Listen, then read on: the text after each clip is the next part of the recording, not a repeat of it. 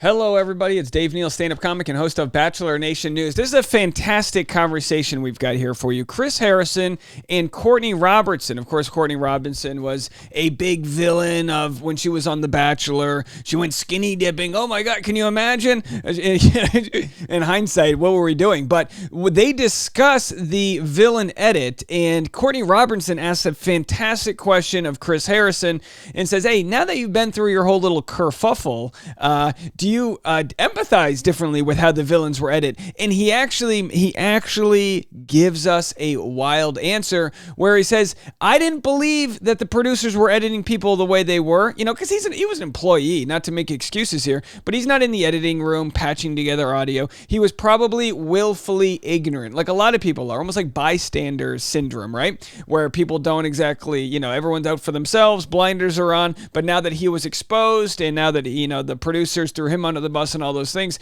now he's coming to terms several years later and going, yeah, you're right. I know what it's like to be a villain. So we're going to get into this conversation right now. Follow me on Instagram at DNeals for stand-up show updates, patreon.com/Dave Neal. I'll be live at 10 a.m. right at the 10 a.m. hour this morning. I've got another Driving with Dave. I'm filming with Tammy. I'm going to be filming with Bachelor in Paradise star Tammy. So we'll get into that and you can go check that out when that airs. Bachelor Rush Hour, the hit podcast every afternoon. All right. So it's all here and let's actually play hold on one second. Let's find it right here. Let's play the Instagram first, and then I'll play the actual long form audio. Ask you because I thought of you during your whole thing that happened, and I wondered if you thought of like the villains, like if you, for the first time in your life, felt that blowback in such a big way that maybe you hadn't before. It's a great question. Obviously, it's Chris Harrison's podcast, but Courtney turns the tables on him. As you guys know, I met Courtney Robertson a few weeks ago, hanging out at Reality Steve's Fan Appreciation Weekend. I was so impressed with her. She's a really good person, a nice mom. So to hear in hindsight what she went through is very fascinating. And you might remember, we're going to address the fact that she was left on stage for like an hour during the hot seat portion. They just left her on stage. Chris Harrison got sick and people were yelling things at her, heckling her from the crowd. I mean, wild stuff that went down. We're going to get into it. But first, Chris Harrison interviewed Richard Hatch, season 1, spoiler, winner of Survivor. Remember Survivor season 1? He's actually from my hometown. I loved that season. And he was the villain. They called him the FNF, the fat, naked F word. That's what they called him. They literally called him that, plain to his face, right? Here's what he has to say about what it takes to be a villain. Well, we all like to look back, and revisionist history is wonderful, isn't it?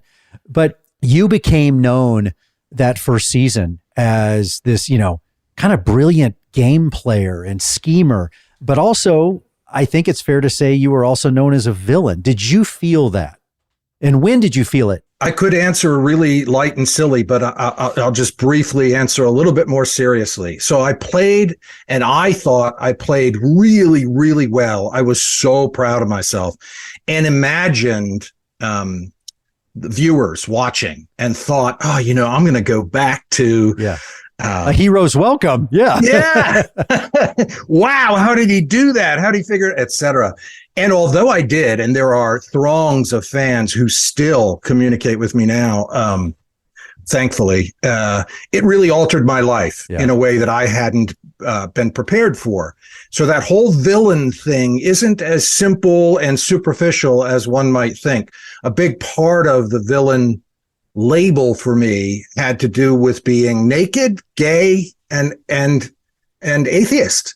Those things combined really made for a very serious villainous thing that allowed prosecutors and others to really pounce in a way that they felt able to do. Yeah, terrible. Yeah. But I love the game. And the flip side of that, if I set aside real life and the actual homophobia that was behind it has been fascinating and fun and amazing. And people now get it. Even during COVID, new fans are like, wow, wow, they told me you were a villain. Oh my God, how did you do that? Right. So funny how we can look back and say, oh, Richard Hatch was robbed of, he was considered a villain. Of course, in Survivor world, less manipulation and more an audience that was homophobic. And this is like the year 2000. The year 2000. In the year 2000. And of course, he won. He ended up going to prison for not paying his taxes. You got to pay your taxes, folks. But either way, I mean, wouldn't that be fascinating to go back and watch season 1 of Survivor? How far reality TV has come. So we're going to flip from that part of the conversation over to Courtney Robertson and what she has to say about being the villain and all the hate she received. I dated celebrities and I really thought like this guy seems like a catch. Yeah, so normal. So I don't know if I answered your question. Well, tell me if this is a wild theory. This is one theory that I've had, and I want to ask your opinion because you were a very successful model coming into the show. Extremely gorgeous. You are, and I remember night 1, you were very striking. So you make an entrance. Do you think that, along with the attitude I think models have, having gotten to know some, and I even dated, this kind of kill or be killed attitude when you're a model, when you walk in and there's 20, 50, however many other beautiful women and everybody's shooting daggers and it's like, before you come at me, I'm going to come at you. Do you feel like you maybe brought that attitude? So he asks her about the attitude you have when you're, trying to compete with other women. And of course, it sucks that we pit people against each other, but that's the name of the game. It happens on The Bachelor. It happens on The Bachelorette. But let's get to the villain edit. Feel was you that we got to see, Courtney, for the most part? And how much do you feel the producers had a heavy hand in how you were portrayed and who you became to be on the show? Oh gosh, I mean, maybe 50-50. Yeah. I think, I've talking to producers after, like Mike Fleiss and I hung out through Amy Bean in Malibu, and he said, "You're famous." And he was like, it was him or one of the top female execs was like, "We've never really had like a true model on the show, and like we kind of had to do it to you." So I think that they always knew. You're like, "Did you?" And that's exactly what I said. I was like, oh, I remember Mike seeing my engagement ring, like, "How do you like that ring I bought you?" And so, yeah, I mean, it's just a small world. But yeah, I definitely think that they had a plan for me. Yeah. And I kind of shot myself in the foot by being so trusting in the interviews. I mean, it was also positive. Like some people, it was like they love to hate me. Okay, so she says Mike Fleiss held like, was like, "Oh, how'd you like that ring I bought you?" It's like, "Oh, how'd you like that show that I helped you get a ton of money from because you used me as a villain?" And she said she was trustworthy, which of course is rule number 1 in reality TV. Don't be trustworthy. By the way, guys, I heard some crazy information today about Bachelor in Paradise. I'm not sharing any spoilers. I was a little worried maybe the show has lost its fastball. I got some information today that is going to bring back some drama from past seasons on this season of Bachelor in Paradise. Let me tell you something, guys. I'm telling you right now, I just thought of it. Information that stumbled to me that nobody else has. I'm telling you right now, it's not hyperbole. Call me out on it when you watch the show. We're going to have some drama from past experiences that have yet to be resolved. Okay, let's go back to Caitlin. Let's go back here to Courtney Robertson. And like, as we were starting to go when this happened, and the audience is booing me. All right, so now she's talking about when she went on the hot seat. Chris Harrison was supposed to interview her. The audience is booing her, and Chris Harrison mentions it's the sickest he's ever been, and he had to kind of leave the set and get better and spend an hour off the set. In that time, they just let her sit there and take it from the audience. The girls are chirping at me. They are gassed up on like tequila. Yeah. And I sit down. So I'm like ready to go. And then they're like, "Chris needs to lay down." And I was like, "Oh, okay." Like thinking you'll just be right back or makeup. I don't know. Which means that's the weirdest thing in the world. Chris needs to lay down. That's never happened before. I've never heard that. I've been sick twice. In the history of the show, I was sick twice. Once, hey, that's a good batting average. Though. It was. I was at the lady's house. I was at the mansion, and I had to do a quick just date card thing, so it didn't matter. And then there was you. I don't even remember, and I hate to admit this, I don't even remember what I was asking because I wasn't even listening. If a producer wasn't in my ear at that moment, when you stopped talking, somebody would say something, and I would ask that question.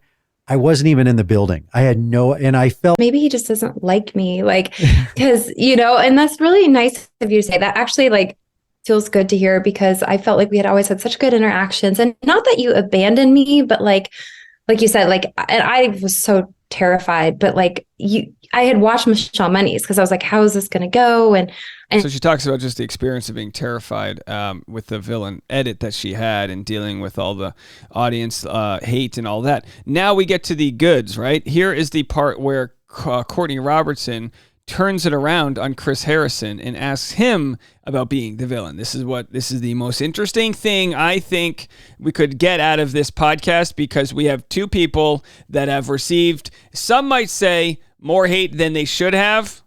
Some might say Chris Harrison got all the hate he was supposed to get.